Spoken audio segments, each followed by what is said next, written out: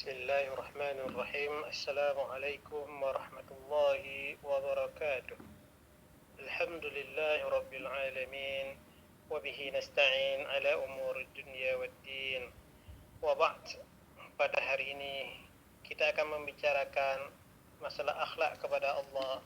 Di antaranya adalah beriman kepada Allah Subhanahu wa ta'ala. Secara harfiah, iman berarti percaya. Menurut istilah, iman berarti percaya dan meyakini dengan sepenuh hati, mengucapkan dengan lisan dan membuktikan dengan perbuatan. Tanda-tanda keimanan di dalam diri seseorang dapat terlihat dari amal perbuatan yang dikerjakannya, karena kepribadian seseorang merupakan pancaran dari iman yang ada di dalam diri seseorang. Iman kepada Allah Subhanahu wa ta'ala merupakan pokok dari seluruh iman yang tergabung dalam rukun iman. Dengan demikian, harus tertanam keimanan kepada Allah Subhanahu wa ta'ala dengan benar kepada diri seseorang.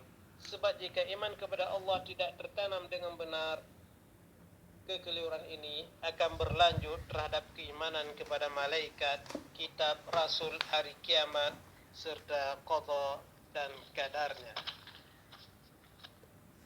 Allah Subhanahu wa ta'ala berfirman, A'udzu billahi minasy syaithanir rajim. Ya ayyuhalladzina aminu billahi wa rasulih wal kitabil ladzi nazzala ala rasulih wal kitabil ladzi anzala min qabl wa man yakfur billahi وملائكته وكتبه ورسله واليوم الآخر فقد ضل ضلالا بعيدا. Wahai orang-orang yang beriman, berimanlah kepada Allah, berimanlah kepada Rasulnya, kepada kitab yang dia telah turunkan kepada Rasulnya, kepada kitab yang telah dia turunkan sebelumnya. Dan barang siapa yang kufur kepada Allah, kepada para malaikat, kepada kitab-kitab dan kepada rasul-rasulnya serta kepada hari akhirat, maka sungguh dia adalah sesat, sesat-sesatnya. Surat An-Nisa. Keimanan itu sesuai dengan fitrah. Allah Subhanahu wa ta'ala berfirman di dalam surah Al-A'raf, wa id akhadha rabbuka min bani Adam min zuhurihim dhurriyyatahum وأشهدهم على أنفسهم ألست بربكم قالوا بلى شهدنا أن تقولوا يوم القيامة إنا كنا عن هذا غافلين. Yang artinya, dan ingatlah ketika Tuhanmu mengeluarkan dari sulbi anak cucu Adam keturunan mereka, dan Allah mengambil kesaksian terhadap roh mereka, bukankah aku ini Tuhanmu? Maka mereka menjawab, betul, engkau Tuhan kami. Kami bersaksi agar di hari kiamat kamu sekalian tidak mengatakan sesungguhnya ketika itu kami lengah terhadap ini. Surah Al-A'raf ayat 172. Begitu juga sabda Rasulullah sallallahu alaihi wasallam, kullu mauludin yuladu 'alal fitrah فأبواه يوحدانه أو يمجسانه أو ينصرانه. Hadis diriwayatkan oleh Imam Muslim dari Abu Hurairah, yang artinya setiap anak dilahirkan dalam keadaan fitrah, artinya dia beriman kepada Allah Subhanahu wa ta'ala. Fa'abawahu, kedua orang tuanya lah, yuhawwidanihi, yang membuat dia beragama Yahudi, au yumajjisanihi, au beragama Majusi, au yunassiranihi, au agama Nasrani. Keimanan seseorang itu bisa tebal dan bisa tipis, bisa bertambah dan bisa berkurang. Di antara cara untuk meningkatkan keimanan kepada Allah Subhanahu wa ta'ala adalah dengan meningkatkan ketaatan kepada Allah Subhanahu wa ta'ala, seperti membaca Al-Quran dan maknanya, salat malam, berkumpul dengan orang-orang yang soleh, berpuasa, zikir di waktu malam dan hari, dan memahami nama-nama Allah yang baik, yang istilah lain adalah Asma'ul Husna. keimanan kepada Allah Subhanahu wa taala dalam Islam sangatlah penting karena menjadi asas atau fondasi seluruh ajaran Islam. Kedudukannya sangat sentral dan fundamental karena menjadi asas segala sesuatu dalam Islam. Tanpa iman kepada Allah Subhanahu wa taala, tak ada nilai kebaikan yang kita kerjakan di dunia ini. Oleh karena itu, mari kita tingkatkan keimanan kita kepada Allah Subhanahu wa taala. Dan di antara hikmah kita beriman kepada Allah Subhanahu wa taala, orang-orang yang beriman tentu merasa dekat dengan Allah Subhanahu wa taala. Oleh karena merasa dekat, dia selalu berusaha taat, menjalankan perintah dan menjauhi segala larangannya. Sungguh bahagia dan beruntung manusia yang bisa seperti ini. Orang yang beriman akan mendapatkan berbagai keuntungan antara lain sebagai berikut. Yang pertama, selalu mendapat pertolongan dari Allah Subhanahu wa taala. Hal ini sesuai dengan firman-Nya, "Inna lanansuru rusulana walladzina amanu fil hayatid dunya wa yawma yaqumul ashhad." Yang artinya, sesungguhnya kami menolong rasul-rasul kami dan orang-orang yang beriman dalam kehidupan dunia dan pada hari berdirinya saksi-saksi, yakni hari kiamat. Surah Al-Mu'min ayat 51. Yang kedua, hati menjadi tenang dan tidak gelisah. Hal ini sesuai dengan firman Allah Subhanahu wa taala di dalam surah Ar-Ra'd ayat 28. Allah berfirman, "Alladzina amanu wa tatma'innu qulubuhum bidzikrillah, ala bidzikrillah tatma'innul qulub." Orang-orang yang beriman dan hati mereka menjadi tentram dengan mengingat Allah. Ingatlah, hanya dengan mengingat Allah hati menjadi tentram. Yang selanjutnya, yang ketiga, di antara keuntungan kita beriman kepada Allah Subhanahu wa taala, sepanjang masa hidupnya tidak akan pernah merasa rugi. Sebaliknya, tanpa dibekali iman, sepanjang usianya diliputi kerugian, sebagaimana firman Allah Subhanahu wa taala di dalam surat Al-Asr ayat 1 sampai 3. Wal 'asr innal insana lafi khusr illa alladhina amanu wa 'amilus solihati wa tawasaw bil haqq wa tawasaw bis sabr. Demi masa, sungguh manusia berada dalam kerugian kecuali orang-orang yang beriman dan mengerjakan kebajikan serta saling menasihati untuk kebenaran dan saling menasihati untuk kesabaran. Surah Al-Asr ayat 1 sampai 3.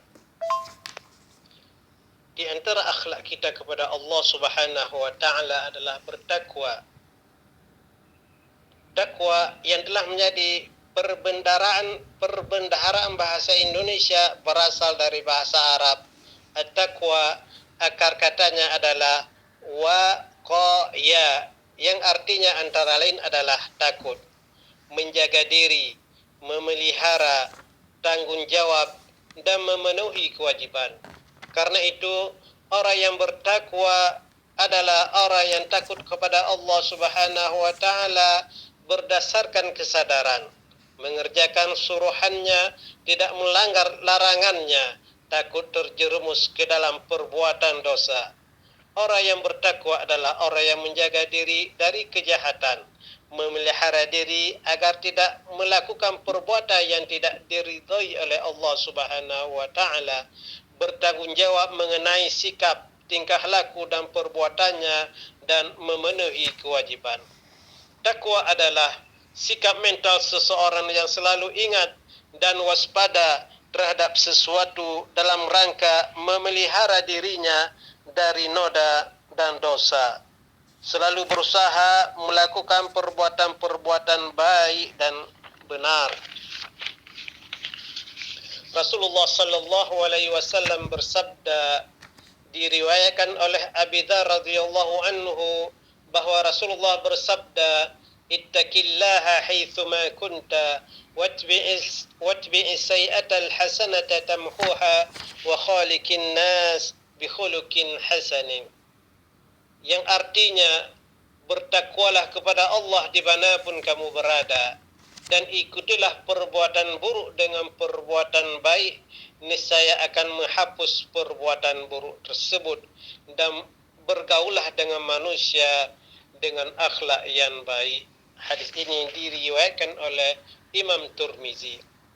Dan di antara sifat-sifat orang-orang yang bertakwa adalah sebagaimana definisi takwa yang diberikan oleh Imam Ali bin Abi Thalib. Beliau berkata, "At-taqwa al-khawfu minal jalil." Yang pertama adalah takut kepada Allah Subhanahu wa taala. Jadi di antara sifat-sifat orang yang bertakwa adalah dia takut kepada Allah Subhanahu wa taala. Kemudian wal amal bitanzil, dia mengerjakan sesuatu sesuai dengan wahyu Allah Subhanahu wa taala. Kemudian wal qanaah bil qalil, merasa cukup sesuatu yang Allah beri walaupun itu sedikit. Dia bersabar, bersyukur apabila Allah memberi, dan bersabar apabila Allah memberinya dengan sedikit.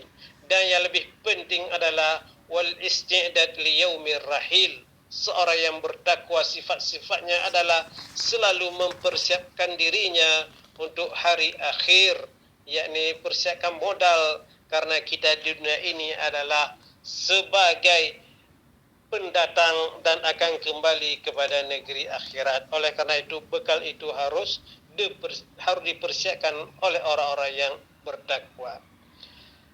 Balasan bagi orang-orang yang bertakwa sangatlah banyak. Kalau kita membaca dan meneliti ayat-ayat Al-Quran, bahwa Allah telah menyiapkan surga yang penuh dengan kenikmatan itu untuk orang-orang yang bertakwa. Sebagaimana firman Allah Subhanahu wa taala di dalam surah Al-Qalam ayat 34. A'udzu billahi minasyaitonir rajim. Inna lil muttaqina 'inda rabbihim jannatin na'im. Sesungguhnya bagi orang-orang yang bertakwa di sisi Tuhan mereka adalah jannatin na'im, surga yang penuh dengan kenikmatan. Begitu juga surat yang sering kita dengar dari imam-imam masjid, surah An-Naba ayat 31 sampai 36. Inna lil muttaqina mafaza.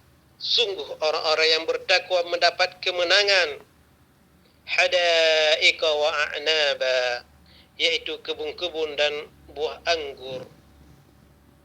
Wa kawa'iba atraba, dan gadis-gadis remaja yang sebaya. Wa ka'san dihaqa, dan gelas-gelas yang penuh berisi minuman. La yasma'una fiha laghwa wala kidzaba. Di sana mereka tidak mendengar percakapan yang sia-sia maupun perkataan dusta. Jazaa'an min rabbika 'ata'an hisaba, sebagai balasan dan pemberian yang cukup banyak dari Tuhanmu. Begitu juga kalau kita membaca surat Ali Imran ayat 133, Allah Subhanahu wa taala berfirman, wasari'u ila maghfiratin min rabbikum wa jannatin 'arduha as-samawati wal ard u'iddat lil muttaqin.